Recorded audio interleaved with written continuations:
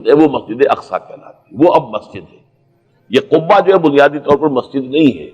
یہ تو یوں سمجھیے کہ جیسے کوئی ہمارے ہاں مقبرہ ہوتا ہے، درمیان میں قبر ہے، اس کے اوپر بڑا سا گنبد بنا دیا۔ مسجد اقصی کی حقیقت سے قبل 1000 BC میں یہ تعمیر ہوا ہے، ہیکل جس کو کہتے تھے وہ، اور وہ آج کل جیسے ٹیمپل کہتے ہیں، ٹیمپل آف سولومن، یعنی ہیکل سلیمانی یا معبد سلیمانی، ہم اسے مسجد اقصی کہیں گے، دور کی مسجد۔ اس کے بعد وہ یہ ہے کہ تقریباً 600 قبل مسیح میں 587 ایگزیکٹلی اس میں اس کو گرا دیا گیا نیبوکڈنیزر نے۔ پھر یہ کہ تقریباً 200 برس کے بعد دوبارہ بنائی گئی اسی جگہ پر، پھر اسے 70 عیسوی میں پھر گرا دیا گیا، وہ آج تک گری پڑی ہے۔ تو جب حضور صلی اللہ علیہ وسلم کو معراج ہوا ہے تو وہاں کوئی عمارت نہیں تھی، البتہ یہ کہ معلوم ہوتا ہے کہ ایک گرجا وہاں پر بنا دیا گیا تھا، اس لیے کہ یہ جب ہیڈریان نے اس کو آباد کیا دوبارہ سن 70 میں تو تباہ و برباد کر دیا تھا ٹائٹس رومی نے سن 70 عیسوی میں، حضرت عیسیٰ علیہ السلام کے رفع سماوی کے 40 برس کے بعد تو اسے گرا دیا اور پورا شہر ویران کر دیا۔ لیکن پھر 60-70 برس کے بعد وہ ایمپرر تھا ہیڈریان رومن ایمپرر، اس نے دوبارہ آباد کیا، اور دوبارہ آباد کیا تو اس کا نام ایلیا رکھا، اب یروشلم نہیں رہا۔ اور پھر یہ کہ جب سن 300 عیسوی میں جو ایمپرر کانسٹنٹائن تھا قسطنطین، وہ جب عیسائی ہو گیا تو اب یہ پوری مملکت عیسائی ہو گئی، تو پھر وہاں ایک گرجا تعمیر کر دیا گیا۔ اس گرجا میں حضرت عمر گئے تھے، جب انہوں نے ہینڈ اوور کیا ہے حضرت عمر کو وہاں کے عیسائیوں نے، تو جب حضرت عمر اس گرجا کے اندر ہی ابھی تھے، دیکھ رہے تھے جگہ، تو نماز ظہر کا وقت ہو گیا، تو حضرت عمر نے فرمایا کہ میرا نماز کا وقت ہے۔ تو انہوں نے کہا وہاں کے عیسائیوں نے کہ آپ یہی پڑھ لیجیے، آپ نے فرمایا نہیں، اگر میں یہاں پڑھوں گا تو اسے پھر مسلمان مسجد بنا لیں گے۔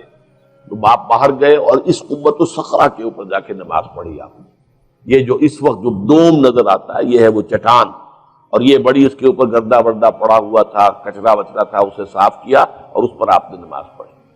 اس لیے کہ یہیں سے اصل میں معراج ہوا تھا حضور صلی اللہ علیہ وسلم کو۔ تو اب اس کے بعد جو عبد الملک ابن مروان نے وہاں پر وہ قبہ بنا دیا ہے جو قبۃ الصخرہ کہلاتا ہے۔ البتہ اسی احاطے کے جنوب کی طرف ایک مسجد بھی ہے، بڑی مسجد ہے، وہ مسجد اقصی کہلاتی ہے، وہ اب مسجد ہے۔ یہ قبہ جو ہے بنیادی طور پر مسجد نہیں ہے، یہ تو یوں سمجھیے کہ جیسے کوئی ہمارے ہاں مقبرہ ہوتا ہے، درمیان میں قبر ہے، اس کے اوپر بڑا سا گنبد بنا دیا ہے، چاروں طرف جو ہے زائرین کے لیے جگہ ہے، ایسے ہی یہ وہ چٹان ہے۔ کہتے ہیں یہ چٹان جنت سے آئی تھی، جیسے کہ حجر اسود جو ہے جس کے بارے میں روایت ہے کہ جنت سے آیا ہوا ہے پتھر، اس طرح یہ چٹان بھی جنت کی ہے۔ بہرحال یہ بہت بڑی ایک چٹان تھی، بڑا پہاڑ کی مانند تھا یہ، جس کے اوپر کے پھر ہیکل بنایا تھا حضرت سلیمان نے۔ اب ہوتے ہوتے وہ چھوٹا رہ گیا ہے، جیسے کہ اب کوہ صفا کوہ مروہ کیا رہ گئے، کچھ بھی نہیں ہے، ان کا نشان ہے صرف کہ ہاں یہاں کبھی ایک پہاڑی ہوتی ہوگی جس کے کچھ پتھر جو ہیں وہ نظر آ رہے ہیں۔ اسی طرح سے وہ ایک چٹان ہے، اگرچہ بہت بڑی ہے کوہ صفا اور مروہ کے مقابلے میں،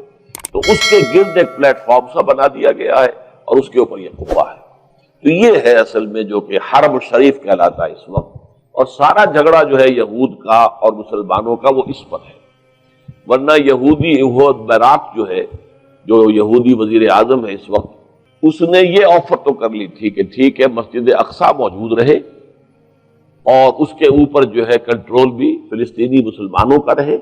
لیکن یہ قبۃ الصخرہ پر نہیں ہے، اس لیے کہ یہ ہے وہ جگہ جہاں انہیں اس کو گرا کر اور اپنا تھرڈ ٹیمپل تعمیر کرنا ہے۔ یہ انہوں نے اپنے یہودی جو مذہبی عناصر ہیں انہیں رشوت دے رکھی ہے کہ باقی ہر معاملے میں تم ہمیں اجازت دے دو کہ ہم نے سینائی واپس کر دیا، ٹھیک ہے، گولان ہائٹس بھی واپس کر دیں گے شام کو، اور اسی طریقے سے ویسٹ بینک وغیرہ پر ہم ایک فلسطینی ریاست بنا رہے ہیں، تو اس کی اجازت ہمیں دے دو،